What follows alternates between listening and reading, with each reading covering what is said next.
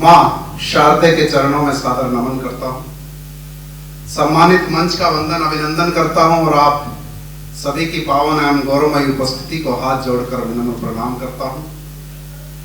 और जो आपने अभी मेरे स्वागत में जितनी घनघोर तालियां बजाई, उसके लिए मैं अपनी तरफ से और अपने आने वाली 7 पीढ़ियों की तरफ से आप सभी के प्रति हाथ जोड़कर विनम्र प्रणाम करता हूं। इससे अच्छी तो पहले ही बजा दी थी। नहीं, ऐसी बात नहीं है। विधायक जी बैठे हैं, उनकी उपस्थिति को विशेष नमन करता हूं। हमारे बंसल साहब हैं और आज जो विशेष अवसर है आदरणीय हलचल हरियाणवी जी के जन्म दिवस का, आदरणीय जी आए हैं, इनको स्थान दीजिए। बिल्कुल सही समय पर आए हैं, बस हम ही थोड़ा जल्दी शुरू हो गए थे जी। हाँ, तो मैं ये बता रहा था कि ऐसा नहीं है कि आपकी तालियों से यहाँ पर मंच पर जो कवि रचना पढ़ रहा है उसकी रचना श्रेष्ठ सिद्ध हो जाती है। बात सिर्फ समझने की इतनी सी है। डॉक्टर साहब को विशेष नमन करता हूं कि जिस तरह से गीत को संगीत की, गुरमीत को हनीप्रीत की। वाह वाह वाह वाह।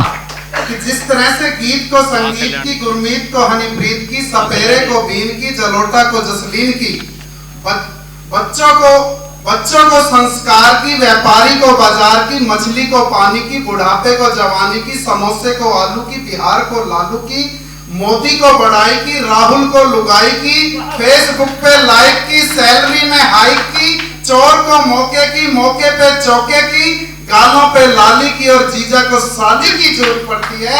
इसीलिए इन सब कवियों को आपकी ताली की जरूरत पड़ती है। वाह, बहुत सुंदर। एक बार जोर से ताली, जो ना पीटे अपनी ताली उसको पीटेगी घर वाला। हाँ, अब थोड़ा सा लगा कि कवि सम्मेलन का माहौल बना है और मैं आपके बीच अपनी कुछ बात पहुंचा सकता हूं। सबसे और अभी जब ये जीजा और साली का जिक्र आया तो मैंने देखा कि कईयों के चेहरे अचानक खिल उठे। बिल्कुल, और आपने तो वास्तव में इस कवि सम्मेलन को जीवंत कर रखा है। मैं आपको विशेष प्रणाम करता हूँ। एक बार चाहूंगा कि इन साथ के लिए जोरदार तालियां हो जाए, क्योंकि ये ऐसी विडंबना है कि साली का नाम आते ही चेहरा खिल उठता है और घरवाली का नाम आते ही बुझ जाता है। परंतु यहाँ पे मेरे कुछ नौजवान दोस्त भी बैठे हुए हैं, तो उनसे मैं कहना चाहूंगा कि साली का तो आप ख्वाब भी मत देखना। जिस तरह से विधायक जी लिंग अनुपात गड़बड़ाया हुआ है, घरवाली मिलने में संकट हो रहे, साड़ी तो बहुत दूर की बात है। वो कभी मैंने लिखा था कि फैशन के इस युग में यारों कब गारंटी होती है, जिसकी बाहों में ताकत है दुनिया उसकी होती है, और घरवाली तक मिलने में जब इतने ज्यादा संकट हो, साली सलहज उनको मिलती, किस्मत जिनकी होती है। और आदरणीय हलचल जी देश के एक बहुत ही महंगे कवि, जिन्होंने रेवाड़ी का, बीकानेर का पूरे देश और दुनिया में नाम रोशन किया हुआ है। तो 4 पंक्तियां मैं आदरणीय हलचल जी के चरणों में भी समर्पित करते हुए इन्हें जन्म दिवस की शुभकामनाएं देना चाहता हूं कि 7 दशक से भर रहे जीवन में मुस्कान जी। 7 दशक से भर रहे जीवन में मुस्कान, 7 समंदर पार तक उनकी है पहचान। जी जी, उनकी है पहचान, जवादिल हंसमुख चंचल, हंसा हंसा कर रोज मंच से करते हलचल। और कह कौशिक कविराय बीकानेरी ठसक से, दादा पर अभिमान कर रहे 7 दशक से। वाह वाह, अभिमान कर रहे 7 दशक से।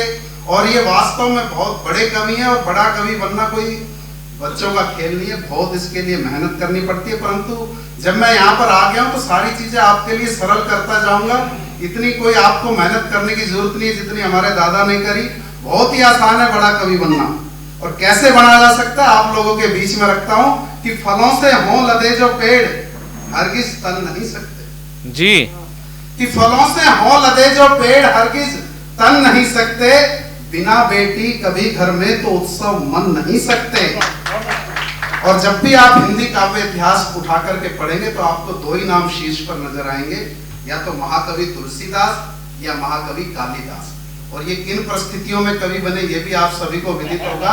तब मैं कहना चाहता हूं कि फलों से हों लदे जो पेड़ हरगिज तन नहीं सकते, बिना बेटी कभी घर में तो उत्सव मन नहीं सकते, और यही एक बात तुलसी और कालिदास से सीखी, बिना बीवी से खाए लात कभी तुम बन नहीं सकते। वाह, बहुत सुंदर। बिना बीवी से खाए लात कभी तुम बन नहीं सकते। और ये तो हरियाणा है साहब, हलचल हरियाणवी जी का जन्मदिन है, और हरियाणा तो हास्य की भूमि है, यहाँ पर सहज ही हास्य उत्पन्न हो जाता है। और हरियाणा वैसे दो चीजों से ज्यादा प्रसिद्ध है, या तो बाबा से या बेबी से। अपने बाबा रामदेव जी और बेबी मल्लिका शेरावत, सब जानते हैं। जवानों के चेहरे पर अचानक और खुशी आ गई है। और वो बाबा मैं सुबह सुबह नहीं सोने देते और बेबी रात को नहीं सोने देती। तो उन्होंने पूरे देश में, विश्व में योग का प्रचार किया। और तो मैं भी बताना चाहूंगा कि योग कैसे करना चाहिए, जी जी, आपका मन तन दोनों स्वस्थ रह सके। तो कैसे योग करना चाहिए वो 4 पंक्तियों में मैंने लिखा कि खुशियां अपार चाहो योग यही अपनाओ।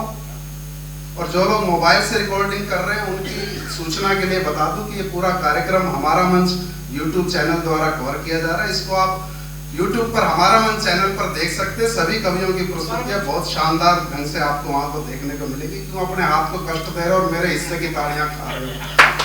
हाँ, बहुत बढ़िया भाई। कि खुशियां अपार चाहो योग यही अपनाओ, बीवी के कदम संग कदम मिलाइए, और बीवी के आदेश पर मुंडी आगे पीछे कर, भूल के भी दाएं बाएं कभी ना घुमाइए, और एक नाक भींच कर लंबी सांस खींच कर, एक नाक भींच कर लंबी सांस खींच कर, बीवी की चरण रज माथे से लगाइए, और खाली पेट सुबह शाम बीवी का ही जपो नाम, दूजी नार देख नहीं लार टपकाइए, दूजी नार देख नहीं लार टपकाइए। तो ये तो बताया कि मैंने योग कैसे किया जाए, और अब योग करने के फायदे क्या हैं 4 पंक्तियों में वो भी निवेदित करना चाहता हूं। और क्या उसके फायदे वो आप सुन लीजिएगा। योग के लाभ क्या हैं कि चुस्त तंदुरुस्त रहे, हष्ट और पुष्ट रहे, चुस्त तंदुरुस्त रहे, हष्ट और पुष्ट रहे, काया की चमक फिर न बेकार जाएगी, चुस्त तंदुरुस्त रहे, हष्ट और पुष्ट रहे, काया की चमक फिर न बेकार जाएगी, बूढ़ापा हो दूर दूर तन जमा भरपूर, आनंद की अनुभूति बार बार आएगी, और कि घुटनों की तकलीफ हो जाएगी फिर ठीक, घुटनों की तकलीफ हो जाएगी फिर ठीक, चाल में लचीलापन रफ्तार आएगी, छरहरा हो बदन जैसे कामनी का तन, फिट तभी एकदम सलवार आएगी, फिट तभी एकदम सलवार आएगी। और दादा का आदेश है एक विशेष कविता के लिए, सीधे सीधे वो कविता आप लोगों के बीच में रखता हूं क्योंकि वक्त की अपनी मर्यादा है।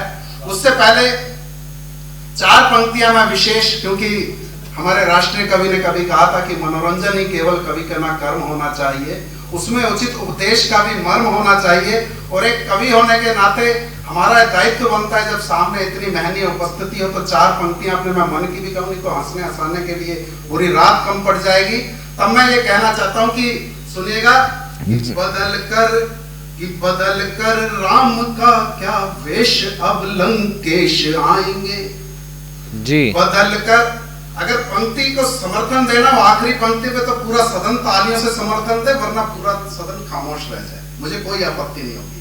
परंतु जो बात कह रहा हूं सच्चाई की कह रहा हूं कि बदल कर राम का क्या वेश अब लंकेश आएंगे, किसे मालूम था वनवास के फिर क्लेश आएंगे, सियासत या अदालत या के फिर दोनों ही हैं मुजरिम, सियासत या अदालत या के फिर दोनों ही हैं मुजरिम, सियासत या अदालत या के फिर दोनों ही हैं मुजरिम, अयोध्या पूछती फिरती कि कब अवधेश आएंगे, अयोध्या पूछती फिरती। बहुत सुंदर भाई, वाह।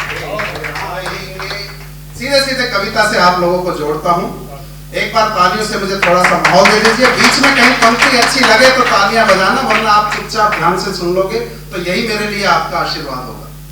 सुनिएगा कि कई दिनों से परेशान था, जिंदगी से हैरान था, एक दिन पत्नी के कहने पर मंदिर चला गया, बाहर आकर देखा तो पता चला कोई मेरे जूते चुरा गया।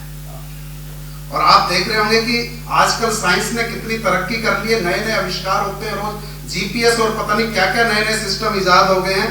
आप उंगलियों के कुछ इशारों से ही कोई भी चीज लोकेट कर सकते हो, परंतु आज तक साइंस भी वो आविष्कार नहीं कर पाई जिससे आप मंदिर और मस्जिद के बाहर गायब हुए जूतों को ढूंढ सके। और वैसे ये शादी ब्याह के मामलों में साड़ियां ये काम करती है जूते चुराने का, पर मंदिरों के बाहर पता नहीं कौन साले आके कर जाते हैं काम। और परंतु ऐसा नहीं है कि ये काम बिल्कुल असंभव है, हमारे प्रधानमंत्री ये भी कर सकते हैं। अभी 8 नवंबर बरसी मनाई गई नोटबंदी की, तो उसी दिन प्रधानमंत्री 8 बजे प्रकट हो गए, बाकी किसी ने नहीं देखा, मैंने अकेले ने उनका वो वक्तव्य देखा। उन्होंने टीवी पर आकर कहा कि बहनों और भाइयों, अगर आप अपने जूते चप्पल आधार कार्ड से लिंक करवा लो तो उनको भी ढूंढ के ला सकते हैं। और कभी हमारे बहुत बड़े शायर में दिलावर साहब, उन्होंने कहा था कि जहां गूंजे थे खुशियों के तराने, मुकद्दर देखिए रोए वहीं पर, और हुए मस्जिद से गुम जूते हमारे, जहां से पाए थे खोए वहीं पर। वाह वाह वाह। कि कई दिनों से परेशान था, जिंदगी से हैरान था, एक दिन पत्नी के कहने पर मंदिर चला गया, बाहर आकर देखा तो पता चला कोई मेरे जूते चुरा गया। मैं मन ही मन बिलबिलाया, पुजारी पर चिल्लाया।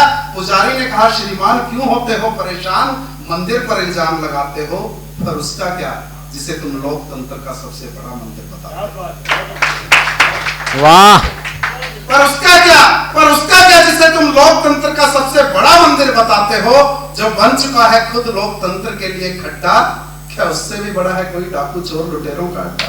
वाह वाह। क्या उससे भी बड़ा है कोई डाकू चोर लुटेरों का अड्डा।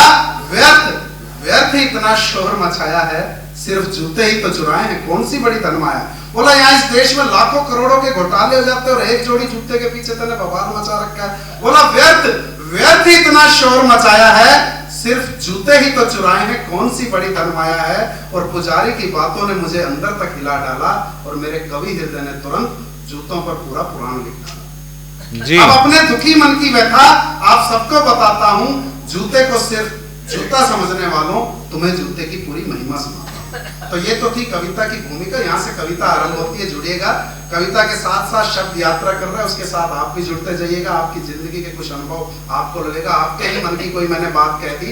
सुनिएगा कि जूता यूं तो कहने को सिर्फ पैरों में पहनने के काम आता है, पर कईयों को जूता खाने में भी मजा आता है। कि जूता यूं तो कहने को सिर्फ पैरों में पहनने के काम आता है, पर कईयों को जूता खाने में भी मजा आता है। और आपने देखा होगा कि जिस तरह से आइसक्रीम के अलग अलग फ्लेवर होते हैं, जूते के भी अलग अलग फ्लेवर होते हैं। कैसे कि अगर यही जूता पानी में भिगो कर खिलाया जाए तो खाने वाले का मजा दुगना हो जाता है। कि अगर यही जूता पानी में भिगो कर खिलाया जाए तो खाने वाले का मजा दुगना हो जाता है। और हो अगर जूता चांदी का तो खाने वाले की किस्मत का ताला खुल जाता है। और हो अगर जूता चांदी का। और अगली पंक्ति को पूरे सदन को मैं समर्पित करता हूँ, आदरणीय हलचल जी के चरणों में समर्पित करता हूँ। संभालिएगा पंक्तियां कि हो अगर जूता चांदी का तो खाने वाले की किस्मत का ताला खुल जाता है। और जिस किसी को इन जूतों का प्रसाद माँ बाप या गुरुओं के हाथों मिल जाता है, तो यकीन जानिए उसका तो पूरा जीवन ही समझ जाता है। वाह, बहुत सुंदर भाई, बहुत सुंदर। तो यकीन जानिए उसका तो पूरा जीवन ही समझ जाता है। और जूते को जरा भी कम मत समझना, जूतों का भी अपना गौरवमय इतिहास है। समय आने पर स्वयं को सिद्ध किया खास है। जूतों के पूर्वज जिन्हें कभी चरण पादुका या खड़ाओं के नाम से जाना गया था, एक समय उन्होंने ही 14 वर्ष तक अयोध्या पर राज किया। वाह, सुंदर। एक समय उन्होंने ही 14 वर्ष तक अयोध्या पर राज किया था। और जूते को जरा भी कम मत समझना, जूतों का भी अपना गौरवमय इतिहास है। समय आने पर स्वयं को सिद्ध किया खास है। जूतों के पूर्वज जिन्हें चरण पादुका या खड़ाओं के नाम से जाना गया था, एक समय उन्होंने ही 14 वर्ष तक अयोध्या पर राज किया था। और जूता भले ही अपने मुंह से कुछ न कह पाता है, परंतु पहनने वाले की समाज में औकात दिखा जाता है। परंतु पहनने वाले की समाज में औकात दिखा जाता है। और जूता जो बन चुका हमारे समाज का एक अभिन्न अंग है, जिंदगी में दिखाता ना जाने क्या क्या रंग है और क्या क्या रंग दिखाता है। कुछ उदाहरण आप लोगों के बीच में रखता हूं और फिर अपना स्थान लूंगा कि जूता दो पीढ़ियों को जोड़ने के भी काम आता है, कि जूता दो पीढ़ियों को जोड़ने के भी काम आता है। क्योंकि कहा है कि जब बाप का जूता बेटे के पांव में आ जाए तो फिर बेटा बेटा नहीं दोस्त कहलाता है। तो फिर बेटा बेटा नहीं दोस्त कहलाता है। तो फिर बेटा बेटा नहीं दोस्त बन जाता है। और अगली पंक्ति डॉक्टर साहब को समर्पित करता हूं कि जरा भी हैरान मत होना दोस्तों, कि जरा भी हैरान मत होना दोस्तों, ये जूता कई बार बड़े बड़े डॉक्टरों को भी फेल कर जाता है। जरा भी हैरान मत होना दोस्तों, ये जूता कई बार बड़े बड़े डॉक्टरों को भी फेल कर जाता है। क्योंकि सिर्फ सुंघाने मात्र से ही मिर्गी के मरीज को होश आ जाता है। सिर्फ सुंघाने मात्र से ही मिर्गी के मरीज को होश आ जाता है। और जब कभी ये जूता बड़ी बड़ी अट्टालिकाओं के भाल पर सज जाता है तो बुरी नजर से बचाकर एक माँ का फर्ज निभाता है।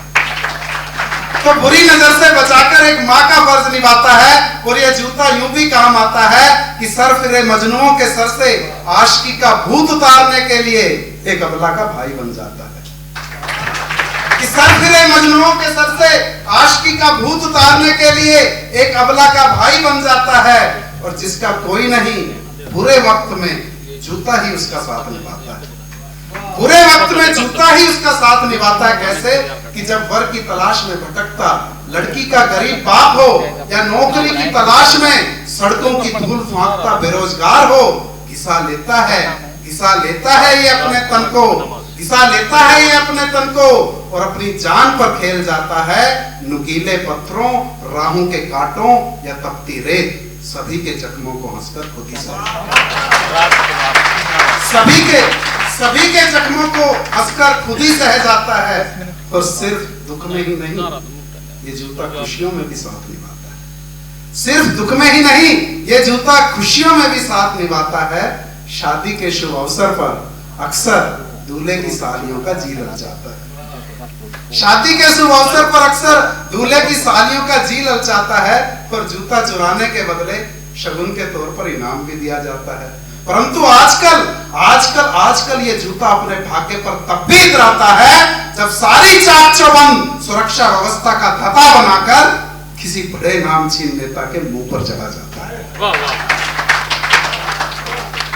जब आजकल ये जूता अपने भाग्य पर तब भी इतराता है जब सारी चाक चौबंद सुरक्षा व्यवस्था का धता बनाकर किसी बड़े नामचीन नेता के मुंह पर चढ़ा जाता है।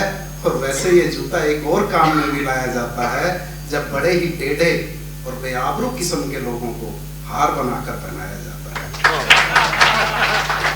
जब बड़े ही टेढ़े और बेआबरू किस्म के लोगों को हार बनाकर पहनाया जाता है। और आखिर में एक राज की बात बताता हूं, कहने में थोड़ा शर्माता हूं कि आजकल कवि सम्मेलनों में मेरे जैसा कवि डर कर कविता सुनाता है। क्योंकि कई बार श्रोता तालियों के बजाय जूतों से ही अपना प्यार लुटाता है। क्योंकि कई बार श्रोता तालियों के बजाय जूतों से ही अपना प्यार लुटाता है। और अब तो कहते हुए भी मुझे अफसोस होता है, देख कर मेरा दिल रोता है कि चाहे हो जूता या फिर जनता, कि चाहे हो जूता या फिर जनता, सिर्फ मंजिल पाने तक ही दोनों को फुसलाया जाता है। झूठे वादों की चिकनी चुपड़ी पॉलिश से चमकाया जाता है। और मंजिल मिलने के बाद दोनों को ही बिसराया जाता है।